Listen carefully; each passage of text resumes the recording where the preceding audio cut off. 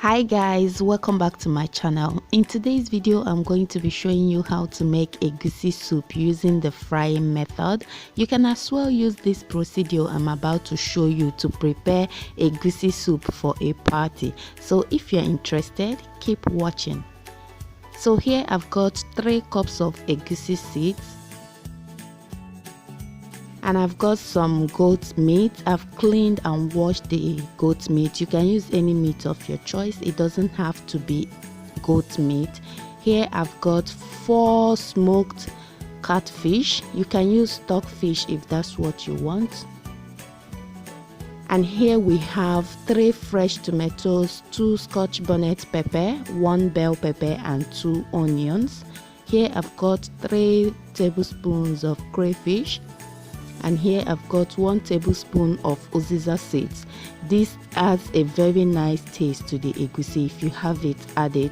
I've got some seasoning cubes and some meat seasoning, some salt, palm oil, and I will be using onugbu for my vegetable. If you want, you can use spinach, but for a party egusi soup you need onugbu, that's bitter leaf.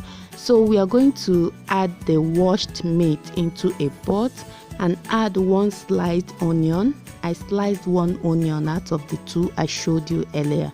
Now I'm adding the meat seasoning.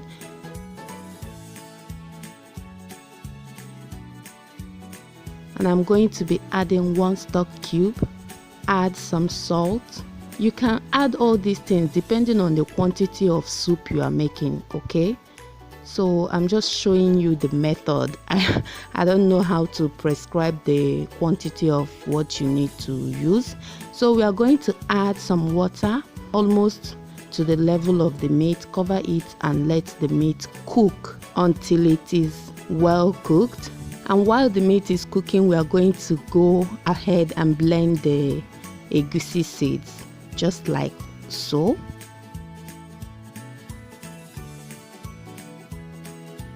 So after blending it, this is what it should look like. Very smooth. It should be very smooth, okay?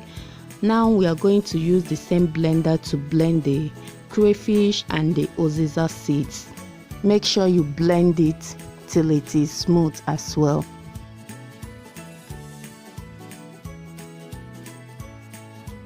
And this is what it should look like after blending it. Can you see how smooth it is?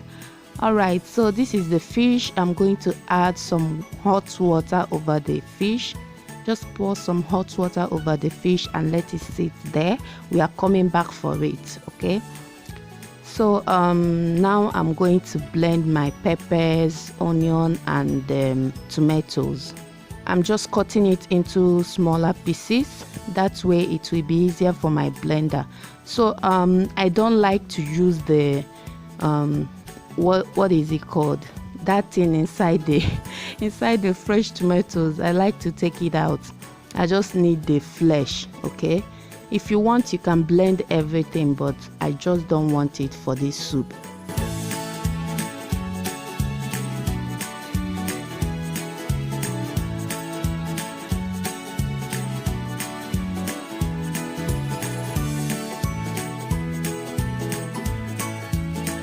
So I'm going to slice this half of the onion into thin pieces like so. And here is our peppers, onion and tomatoes. We are going to blend that and set that aside, but make sure you don't add water to it. Now this is the blended egusi. I just added the sliced onion into it and I'm just going to be mixing it together with the egusi. Add water bit by bit. Just keep adding water bit by bit and mixing it up. I'm going to show you the consistency you should be aiming at. Alright, after mixing it, this is exactly the consistency you should be going for, not watery at all. It is very thick but not too thick either. So I just added some palm oil into the pot, just enough oil to fry the egusi, okay? and then I added the blended peppers, onion and fresh tomatoes. We are going to fry this until it is dry.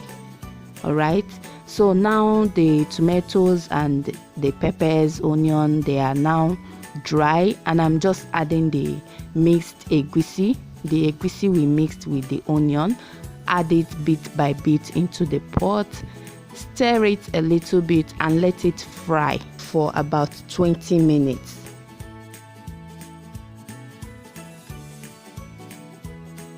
So while that is frying, we are going to clean our fish. While you are on this, please don't forget the pot on fire. Make sure you keep stirring the egusi. Keep an eye on it. If not, it will burn, because egusi burns so easily and very fast. So make sure you keep an eye on it.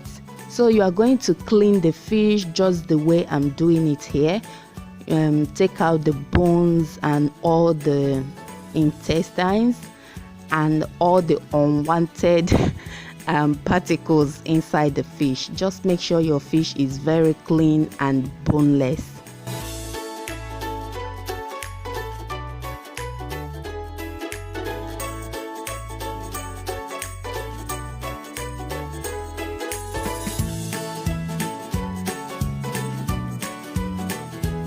So this is what we are going to be throwing away: the bones, the stick and the intestines from the fish. Alright, back to the pot. I'm still stirring and frying. As you can see now, the egusi has sucked up all the oil, and that is a good sign that the egusi has fried really well. Can you see how separate they are now? It is no more liquidy, just like when I added it earlier. So once you see that your egusi has developed crumbles like this, then you know that it is properly fried.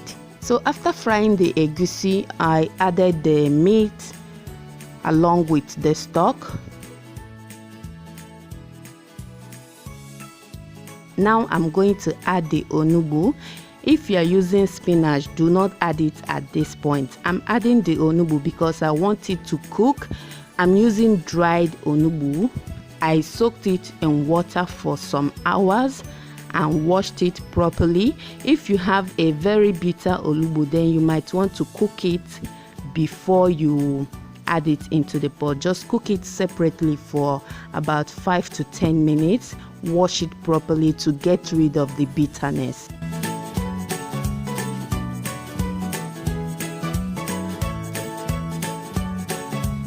So after adding the onugbu, I added the dry fish.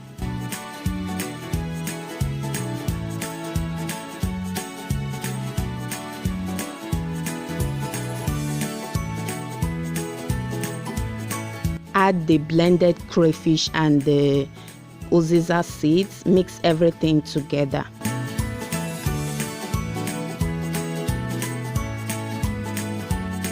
Now taste before you add your seasoning. Like I always say, you have to taste your food before you add more seasoning. Why I tasted it is because I used some seasoning while I was cooking the meat, so I need to be very sure before I add more. Okay, so I later added extra 2 knorr cubes and some salt. Now I'm just adding water bit by bit. I don't want the soup to be watery, and you can add water depending on how you want the consistency of the soup to be. If you want it to be very light, you can add more water. If you want it thick, then add water bit by bit until you achieve the consistency you want. So we are going to cover the pot and allow the egusi to cook for extra 10 minutes and it's done. So guys, that is how to make egusi soup using the frying method. Like I said before, you can use this method if you want to prepare egusi soup for a party. Trust me, it will come out very nice and tasty and people are going to ask for more. Okay. Thank you so much for joining me today. I will see you guys in my next video. Bye guys.